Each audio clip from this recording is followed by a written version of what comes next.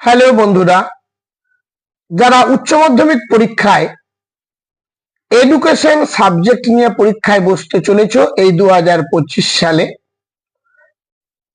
এই শিক্ষা বিজ্ঞান কিংবা এডুকেশনে এসএকিউ যে থাকবে তোমাদের 1 মার্কের 16টি, তার জন্য আমি কতগুলো প্রশ্ন সহ উত্তর সাজেস্ট করে দিচ্ছি, তোমরা দেখে নিও।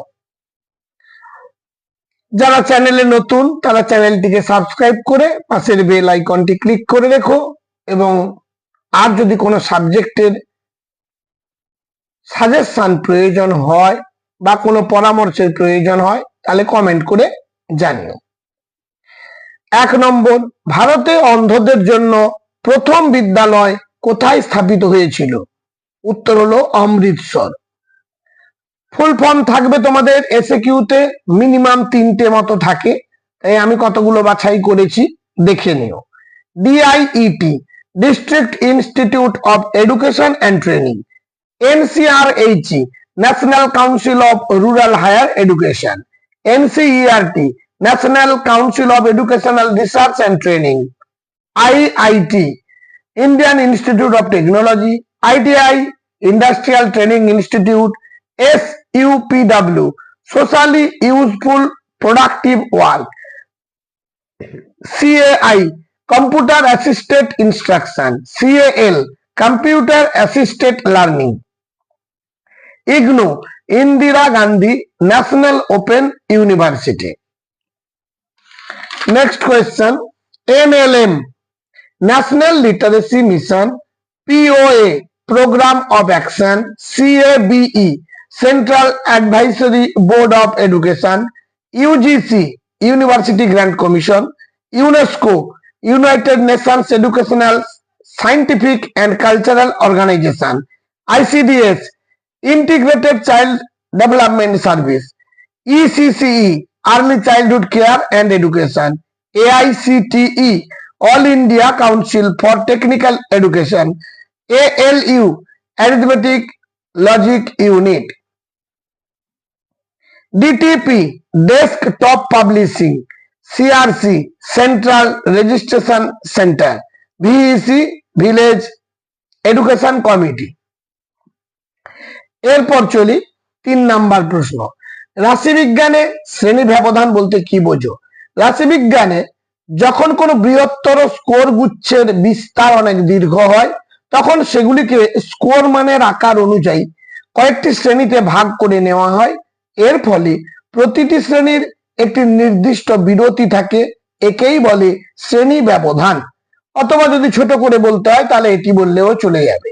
প্রত্যেক শ্রেণীর ঊর্ধ্বসীমা ও নিম্ন সীমার মানের পার্থক্যকে শ্রেণী ব্যবধান বলে। আগ্রহের একটি বৈশিষ্ট্য লেখো। আগ্রহ শিশুর চাহিদা নির্ভর হয়ে থাকে। শিক্ষার 4টি স্তম্ভের মূল প্রবক্তার নাম কি? Jack Delors. ব্রেইল পদ্ধতিতে কতগুলি বিন্দু দিয়ে লেখা হয়? উত্তর হলো 6টি বিন্দু দিয়ে। কম্পিউটারের স্মৃতি কয় প্রকার ও কি কি? 2 প্রকার, স্থায়ী স্মৃতি র্যাম নামে পরিচিত, অস্থায়ী স্মৃতি রম নামে পরিচিত। র্যাম কথার অর্থ হচ্ছে র্যান্ডম অ্যাক্সেস মেমোরি, রম কথার অর্থ হলো রিড অনলি মেমোরি।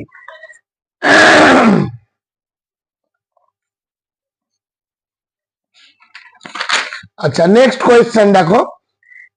কম্পিউটারের একটি আউটপুট একটি ইনপুট যন্ত্রের নাম করো। আউটপুট হলো হেডফোন হতে পারে, ডিভিডি হতে পারে। ইনপুট যন্ত্র বলতে কিবোর্ড, মাউস, স্ক্যানার। স্কুল গুচ্ছ কি? কোটারি কমিশনের সুপারিশে বিদ্যালয় গুচ্ছের কথা বলা হয়। এতে বলা হয় 3 অথবা 4টি উচ্চ প্রাথমিক বিদ্যালয় এবং 10 থেকে 20টি নিম্ন প্রাথমিক বিদ্যালয়কে একসঙ্গে নিয়ে বিদ্যালয় গুচ্ছ বা জোট তৈরি করা হবে। স্বশাসিত কলেজের সুপারিশ কোন কমিশনে বলা হয়েছে? জাতীয় শিক্ষানীতি 1986। প্রাক প্রাথমিক শিক্ষার একটি লক্ষ্য লেখো। শিশু শিক্ষার্থীর দৈহিক ও মানসিক বিকাশ ঘটানো। থর্নডাইকের ফল লাভের সূত্রটি লেখো। থর্নডাইকের মতে একটি উদ্দীপক ও প্রতিক্রিয়ার মধ্যে যে সংযোগটি স্থাপিত হয় তা শিক্ষার্থীর কাছে তৃপ্তিদায়ক হলে শিখন স্থায়ী হয়, আর বিরক্তিকর হলে তা স্থায়ী হয় না। দূর শিক্ষা কি? যে শিক্ষা ব্যবস্থায় শিক্ষার্থীরা কোনো শিক্ষা প্রতিষ্ঠানে সরাসরি উপস্থিত না হয়ে শিক্ষকের প্রত্যক্ষ যোগাযোগ ছাড়া ডাকযোগে বা অন্য কোনো প্রযুক্তিগত মাধ্যমের দ্বারা শিক্ষা লাভ করে তাকে দূর শিক্ষা বলে। বয়স্ক শিক্ষা, বয়স্ক শিক্ষা হলো দেশের কর্তব্য পরায়ণ, উদার দৃষ্টি সম্পন্ন ও বিজ্ঞান চেতনায় সমৃদ্ধ ব্যক্তিত্বের অধিকারী করে তোলার লক্ষ্যে যে শিক্ষা দেওয়া হয় তাকে বয়স্ক শিক্ষা বলে। শ্রীনিকেতন কে প্রতিষ্ঠা করেছিলেন? রবীন্দ্রনাথ ঠাকুর 1922 সালে। পরবর্তী প্রশ্ন, শিক্ষাক্ষেত্রে 3Rs এর অর্থ কি? শিক্ষাক্ষেত্রে 3Rs এর অর্থ হলো রিড, রাইট এন্ড অ্যারিথমেটিক। এটি প্রাথমিক শিক্ষার মৌলিক দক্ষতার প্রতিনিধিত্ব করে। শিক্ষাক্ষেত্রে ড্রপ আউট বলতে কি বোঝো? শিক্ষাক্ষেত্রে ড্রপ আউট বলতে বোঝায় ব্যবহারিক কারণে, প্রয়োজনীয়তা, অক্ষমতা, উদাসীনতা বা অন্য কোনো কারণে শিক্ষার্থীরা স্কুল, কলেজ, বিশ্ববিদ্যালয় বা অন্য কোনো শিক্ষা প্রতিষ্ঠান ছেড়ে চলে যায়, এটিকে ড্রপ আউট বলা হয়। স্বামী বিবেকানন্দের মতে শিক্ষা কি? স্বামী বিবেকানন্দের মতে শিক্ষা হলো মানুষের অন্তর্নিহিত পূর্ণতার বিকাশ। গেস্টাল্ট কথার অর্থ কি? এর অর্থ হলো এমন কিছু যা অনেক অংশ দিয়ে তৈরি হলেও তার অংশগুলির সংমিশ্রণ থেকে আলাদা। জার্মান ভাষায় এর অর্থ হলো আকার, প্যাটার্ন, সংগঠন, সমগ্রতা ইত্যাদি।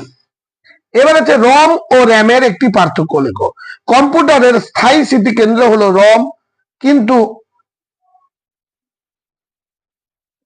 কম্পিউটারের অস্থায়ী স্মৃতি কেন্দ্র হলো রম, কিন্তু স্থায়ী স্মৃতি কেন্দ্র হলো র্যাম। ই লার্নিং কাকে বলে? ই লার্নিং হলো শেখার একটি পদ্ধতি যেখানে ইন্টারনেট ও ইলেকট্রনিক ডিভাইসের মাধ্যমে শিক্ষা দেওয়া হয়।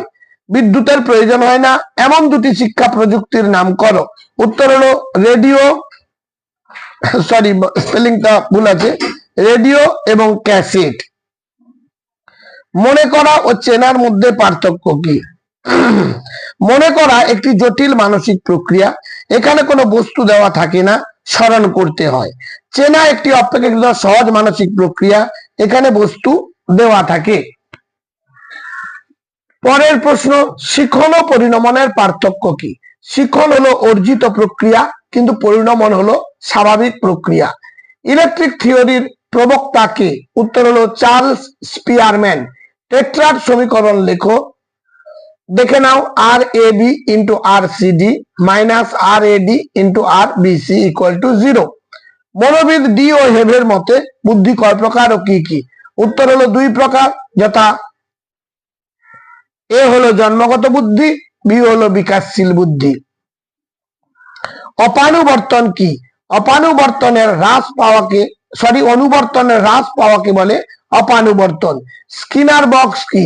প্রখ্যাত মনোবিদ তথা অপারেন্ট অনুবর্তন তত্ত্বের প্রবক্তা স্কিনার পরীক্ষালব্ধ প্রতিক্রিয়া দেখার জন্য যে বিশেষ বাক্স ব্যবহার করেন তা হলো স্কিনার বক্স।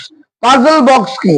থর্নডাইক তার শিখন কৌশল পরীক্ষার জন্য যে যান্ত্রিক কৌশল ব্যবহার করেন তা পাজল বক্স নামে পরিচিত। কমন স্কুল কাকে বলে? এটি এমন একটি স্কুল যেখানে সব শিশুকে সমানভাবে শিক্ষা দেওয়া হয়। দুজন গেস্টাল্ট মনোবিদের নাম ও গেস্টাল্ট মতবাদটি কি? গেস্টাল্ট মনোবিদের নাম হলো কোহলার এবং কফকা।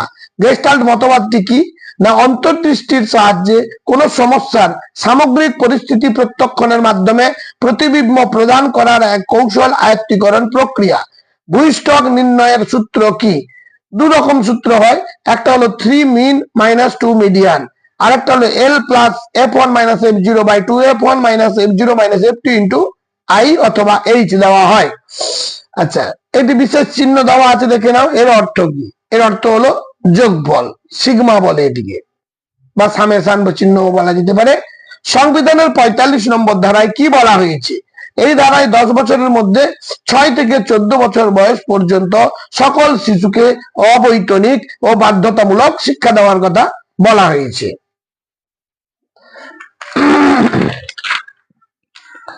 পরবর্তী প্রশ্ন হলো শিক্ষায় সমসুযোগের অর্থ কি? জাতি, ধর্ম, বর্ণ, অর্থ নির্বিশেষে সকলের শিক্ষায় সমান অধিকারকে শিক্ষায় সমসুযোগ বলে। তপশিলি জাতি কাদের বলা হয়?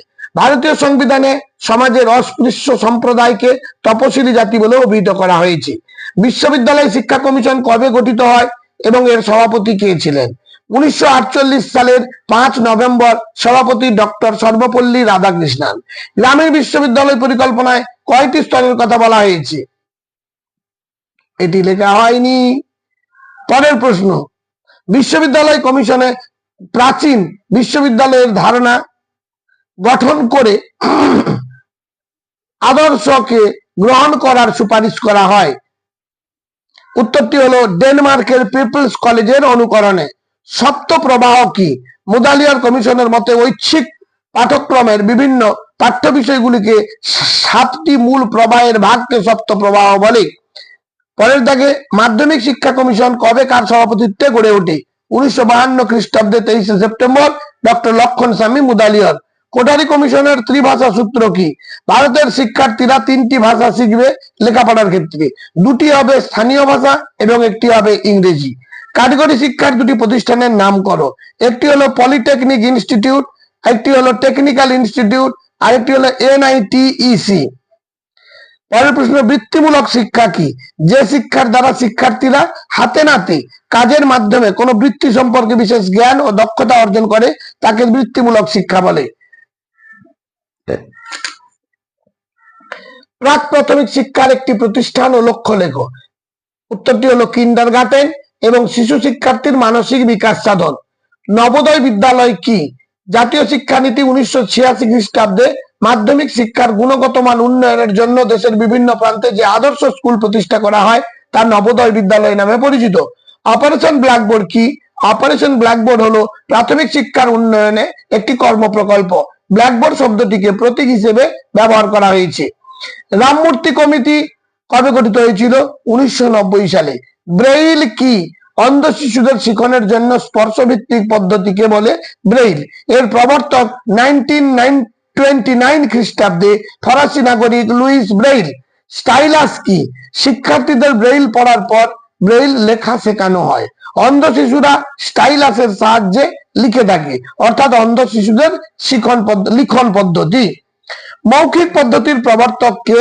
ভারতে অন্ধদের জন্য প্রথম বিদ্যালয় কোথায় প্রতিষ্ঠিত হয়?